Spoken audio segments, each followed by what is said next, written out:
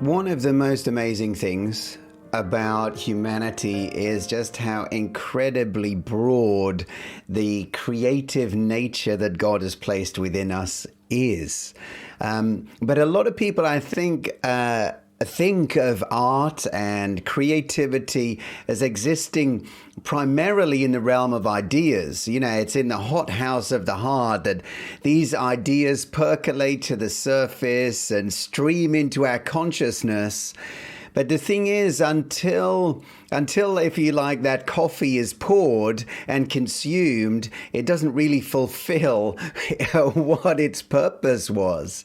You know, it's only when we act on our ideas, that it moves out of the hazy world of possibility and just steam, if you like, and actually moves into and becomes something of substance, and really art, I think, to become or to fulfill and to move into its fullness must become action. Art must become action. Ideas must be translated into something of substance that people can consume. You know, if you think of action as like you break that word up and you see it as act, I, on. You know, and really taking on this mindset, I think, is a key way to move ourselves out of that trap of procrastination, that trap of perfectionism that keeps us kind of stalled in moving forward on our creative projects. You know, because essentially a book really only becomes a book when it is read, not necessarily when it's written. And I know that many people who've labored and slaved over writing their wonderful novel may want to disagree with that. But seriously, you know, if a book is just sat on a shelf somewhere, it is an ornament. But as soon as someone takes that, opens up the leaves and begins to read, then it becomes a book, if you like. It's in the use that it takes on its true nature. A picture becomes a picture when it's viewed, not just when it's painted. You know, it's written with an end. It's written or painted or created with an end in mind. A song is designed to be sung, but beyond that, it's designed to be heard. And it's in one way, it's the consumption of what's created that brings it into the fullness of its purpose. And of course, there is a place for art's sake. There's a lot of things that I've created, written, drawn, or whatever, that will remain like just between the pages. They'll never see the light of day. But when we are intentional in our creativity, we are looking toward that end where we would allow others to benefit and be blessed by what we create. You know, but of course, acting on our ideas, you know, although we know that acting on our ideas is the only way really to open up the potential and the possibilities that those ideas might come pregnant with, but it's also scary. Do you know what I mean? It can trigger our insecurities. What will others think of us? Will people kind of criticize us? You know, these babies that we've brought into the world, will people like them? Will they want to embrace them? Or will they want to throw them on a scrap heap somewhere? You know, and once those precious children of our mind are out in the wild, it really does become free game. And sometimes, like in the jungle, it can get pretty vicious. So, you know, you got to be pretty thick-skinned to be in this creative game. But nevertheless, you know, you got to let them run. You've got to allow those ideas to grow up, take form, and then give them a tap on the backside and let them go out and learn to walk. And it's in the learning to walk that we find out what works and what doesn't, and we can begin to then shape those ideas into something that will be stronger, more fulfilling, more satisfying, and that they grow up into something. Who knows what they will grow up into? You know, everything begins with an idea. This computer or this device that you're listening to me speak on right now, at one time was nothing but an idea in the ether somewhere, out there in the realm of the invisible. Yeah, someone reached up, pulled that idea down and said, I'm going to actually put some skin in the game and I'm going to realize this idea. I'm going to take what is invisible and make it visible. Ideas acted on, crystallized into actions that produce value, yeah, and then that value can become a means of exchange. So I guess today's podcast is really just to encourage you, as long as your ideas remain on your hard drive or in your sketchbook or like rattling around in your brain, if that's their final resting place, yeah, really they will never become the life givers that they're destined to be. Yeah. And how many unsung songs now are at rest in the grave with the people who God intended to sing them? How untold numbers of pictures and poems buried for eternity. And, so we want to make sure that, like art, act on your ideas. And right there in the middle of those words, act on, there's one essential thing that needs to be put in place, and that is the letter I. Yeah, you must put yourself at the very center of your creative work. Where you are vulnerable and exposed. It is exposing to put your artwork out there. It is exposing to put your creativity out and to really take the test. Yeah, put it to the test. But, so acting on your ideas is a vulnerable place, but the alternative is far more terrifying, that you don't act on them. You allow your ideas to be sacrificed on the altar of safety.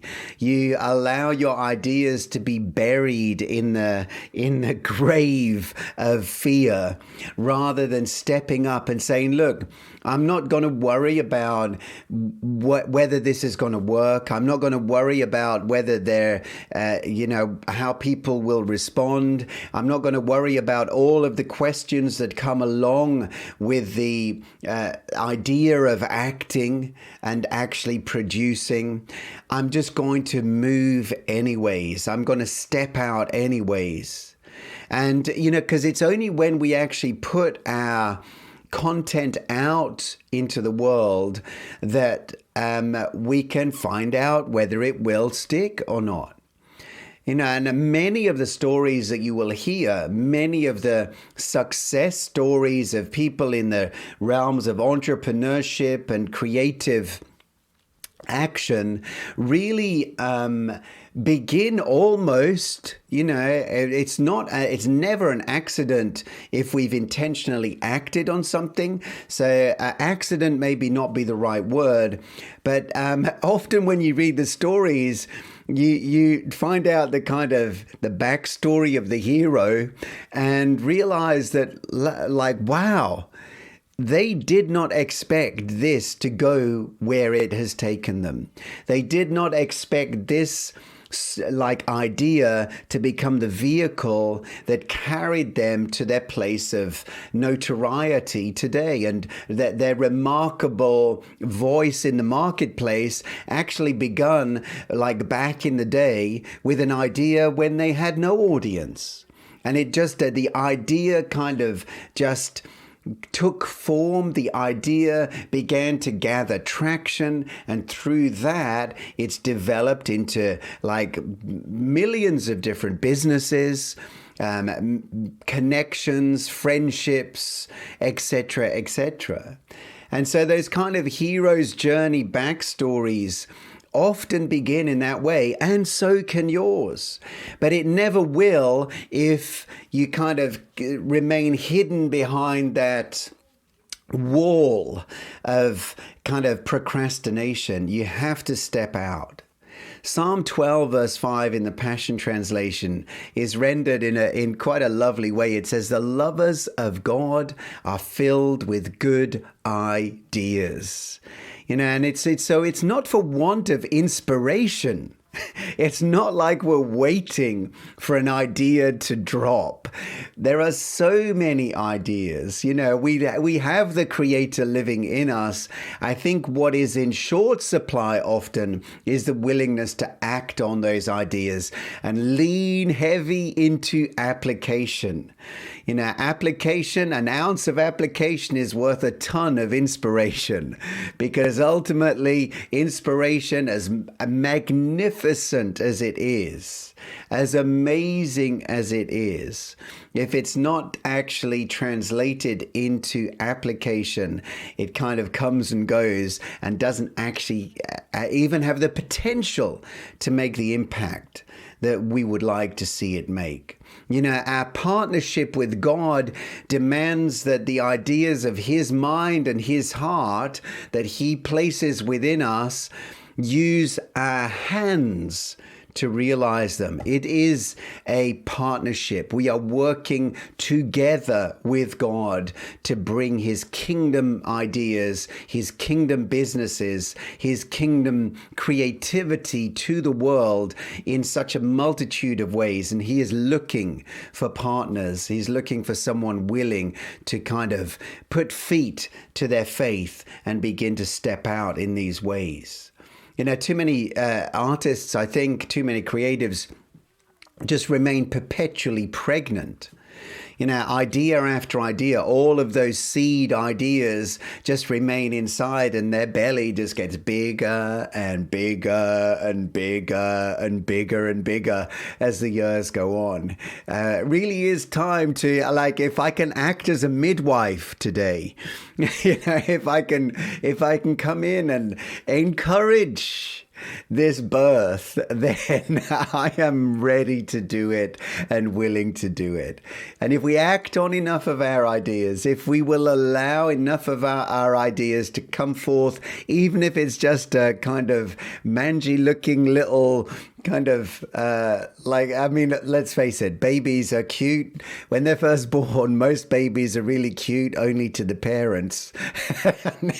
and then they get washed up a bit and they become a bit more presentable. But hey, even if it's just that scrawny little thing comes out kicking and screaming, that's better than nothing. It's better than it been hidden. Yeah. And so, and if we act on enough ideas, something will finally land. You'll begin to find the other souls who think and feel the same as you, who crave to say and to sing the things that you are saying and singing. They'll hear the song and they'll sing along with you. You'll begin to find your tribe. And you've got no power necessarily to say who'll come, but you can send the invitation. And in order to send the invitation, you have to have something to invite them to. And that's why beginning to build this creative legacy, beginning to build up your portfolio of content, whether that's books, whether that's songs, whether that's pictures, whether, there's all sorts of different things that we do. Okay. I can't go through them all. I'm in the world of words, but you might be in the world of, creative clothes making or jewelry making, or, you might send out, I don't know. Let's leave it there. There are so many different ways in which this creative itch and this creative nature can be expressed. But ideas acted on are the only ones that others can see. And until they're baked into something that others can consume, really the earth remains a poorer place. Do something with your ideas today. Begin to take whatever first steps are necessary to translate those ideas into action. Translate those ideas into action.